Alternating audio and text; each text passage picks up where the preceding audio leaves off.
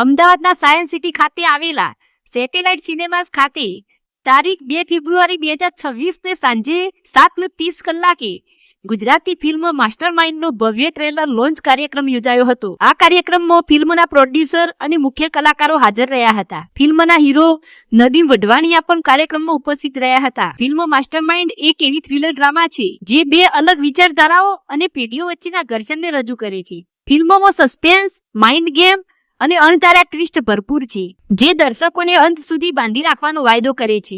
Trailer launch બાદ દર્શકોમાં ફિલ્મને લઈને ભારે ઉત્સાહ જોવા મળ્યો અને સોશિયલ મીડિયામાં પણ ફિલ્મને સારો પ્રતિસાદ મળી રહ્યો છે. ફિલ્મના પ્રોડ્યુસર બરકત વઢવાણિયાએ અમારી સાથે વાતચીતમાં એક ભાવુક સત્ય શેર કર્યું. તેમણે જણાવ્યું કે તેમણે પોતાના જીવનમાં એક સમય એવો જોયો છે જ્યાં તેઓ ફૂટપાથ પર ચંપલ વેચી પોતાનું કુટુંબનું ભરપોષણ કરતા હતા. તેમના કહેવા મુજબ આ ફિલ્મ માત્ર એક થ્રિલર નથી, પરંતુ સમાજ માટે એક સંદેશ છે કે માતા પિતા જે સંઘર્ષ કરે છે તેમને સમજવો અને માન આપવો દરેક સંતાનની ફરજ છે.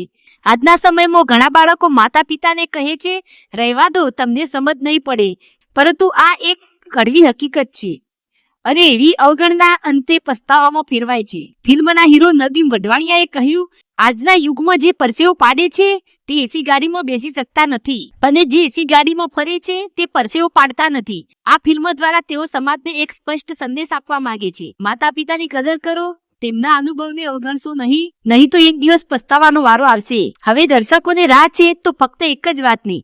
માસ્ટરમાઇન્ડ સિનેમાઘરોમાં 13 ફેબ્રુઆરી 2026 થી રિલીઝ થઈ રહી છે અને આ માઇન્ડ ગેમ અંતે કોના હકમાં જાય છે?